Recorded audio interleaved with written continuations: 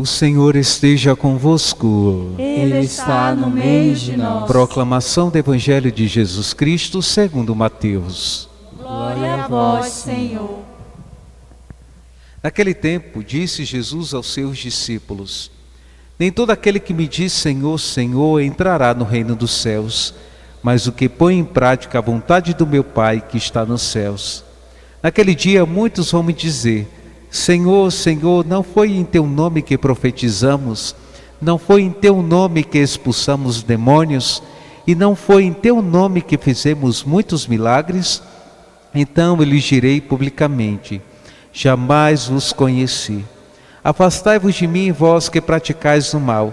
Portanto, quem ouve estas minhas palavras e as põe em prática, é como um homem prudente que construiu sua casa sobre a rocha. Caiu a chuva, vieram as enchentes, os ventos deram contra a casa, mas a casa não caiu, porque estava construída sobre a rocha. Por outro lado, quem ouve estas minhas palavras e não as põe em prática, é como um homem sem juízo, que construiu sua casa sobre a areia. Caiu a chuva, vieram as enchentes, os ventos sopraram e deram contra a casa, e a casa caiu, e sua ruína foi completa. Quando Jesus acabou de dizer estas palavras, as multidões ficaram admiradas com seus ensinamentos.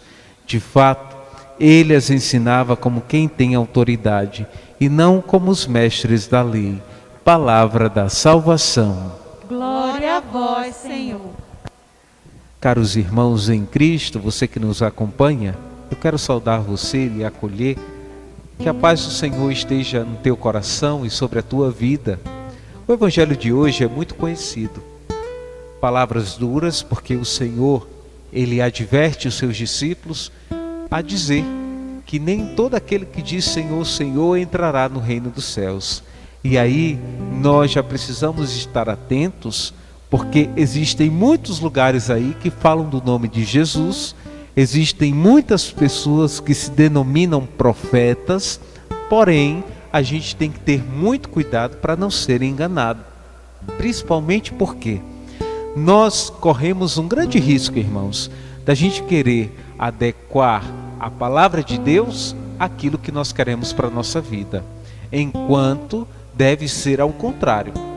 Eu preciso adequar a minha vida à palavra de Deus, e não a palavra de Deus à minha vida. Por isso existem muitos lugares aí, muitas igrejas que se abrem de esquina em esquina para poder fazer aquilo que as pessoas querem. Porém, Jesus é muito claro quando ele chama discípulos para o seu seguimento. A primeira coisa que Jesus mostra para eles é a cruz. Quem quer ser meu discípulo precisa entender que precisa carregar a cruz.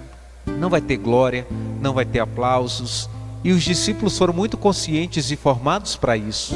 Jesus sempre, quando esteve com eles, e Jesus nunca deixou de falar que ele precisava ir para a cruz. E mais ainda, teve uma vez que alguns discípulos quiseram pedir ao Senhor que sentasse uma à direita e outra à sua esquerda. A pergunta que Jesus faz para eles é: por acaso podeis beber o cálice que eu vou beber? Traduzindo, será se estão prontos para acolher a cruz? Porque às vezes a gente já quer o caminho de glória, já quer estar à direita e à esquerda do Senhor, mas esquece da cruz. A cruz é o caminho necessário para quem quer ser discípulo de Jesus. E aí o Senhor nos alerta exatamente para isso. Nós não podemos jamais querer que a palavra de Deus se adeque à nossa vontade e à nossa vida. A nossa vida precisa estar configurada à palavra de Deus. E aí Jesus exorta dizendo: bem-aventurados são aqueles que ouvem a minha palavra, a palavra do meu Pai, e as põem em prática. Esses são como aqueles que construíram a sua casa sobre a rocha. Vêm os ventos, as tempestades, vem toda a diversidade tentando derrubar essa casa, mas como ela tem alicerce, tem solidez, nada pode derrubar. Enquanto aqueles que construíram a sua fé sobre a areia, como uma construção sobre a areia, sabe que qualquer coisa pode derrubar. a sua fé vai ser abalada. A nossa fé precisa estar construída sobre a rocha, mas sobre alicerces verdadeiros de profetas que falam verdadeiramente daquilo que precisa ser falado. E por isso Jesus não se calou jamais, advertindo sempre os seus discípulos quando precisava advertir, também trazendo a paz a eles, mas também falando exatamente o que era necessário falar. E muitas vezes Jesus chegava para os discípulos com palavras duras dizendo: e aí, vós quereis ainda continuar comigo ou quereis ir embora? Se quiserem pode ir embora. A gente pega lá o discurso do pão do céu, que foi um discurso onde muitos discípulos deixaram de seguir Jesus, porque ele exatamente falou: quem não comer a minha carne, não beber o meu sangue, não terá a vida em mim. Muitos ficaram escandalizados, dizendo: como é que pode ele dar a sua carne como alimento? Como é que ele pode dar o seu sangue como bebida? Isso é loucura! E muitos deixaram de seguir Jesus. Jesus olha para os 12 que ele escolheu e disse: e vós também quereis ir embora? E aí Pedro: Senhor, a quem iremos se só tu tens palavras de vida eterna? Porque aqueles que compreenderam a verdade de Deus, mesmo sendo palavras duras, jamais vai querer configurar a palavra de Deus às suas vidas. Ao contrário, se é para se alimentar do teu corpo, Senhor, então aqui estamos. Se é para acolher essa palavra que às vezes é dura ao meu coração, eu estou pronto para acolher, porque eu quero seguir a cruz e o meu objetivo é ganhar a santidade e a salvação. E aí está o grande diferencial daqueles que verdadeiramente conheceram e se tornaram discípulos do Senhor. Tem muitos por aí, como o próprio Senhor disse, que dizem Senhor, Senhor, mas não entrarão no reino dos céus, porque tem muita gente que diz que é discípulo de Jesus, tem muita gente que diz que acredita em Jesus, mas é como o dito popular, no vamos ver, às vezes a gente coloca a mão no arado e olha para trás. Os verdadeiros discípulos são aqueles que nas bonanças de Deus conseguem levantar os braços e louvar, nos momentos de cruzes, nos momentos difíceis, também são capazes de agradecer a Deus e não deixarem a sua fé ser abalada. São como aquelas pessoas prudentes que construíram a sua casa sobre a rocha. Pode vir o que for, nada pode abalar a minha fé. Eu estou com uma doença terminal, isso vai fazer com que eu perca a minha fé em Deus? Jamais, pelo contrário.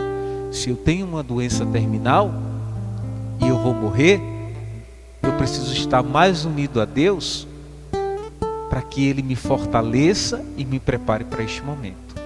Assim como todas as outras coisas. O padre deu um exemplo simples, mas às vezes tem tantas coisas que a gente passa, tem tanta coisa que você aí na sua casa está passando, está vivendo, até uma grande dificuldade familiar, às vezes pensando até em separação, às vezes até pensando em desistir de tudo, às vezes com problemas familiares, com os filhos, tantas outras coisas, mas nada disso pode abalar a tua fé.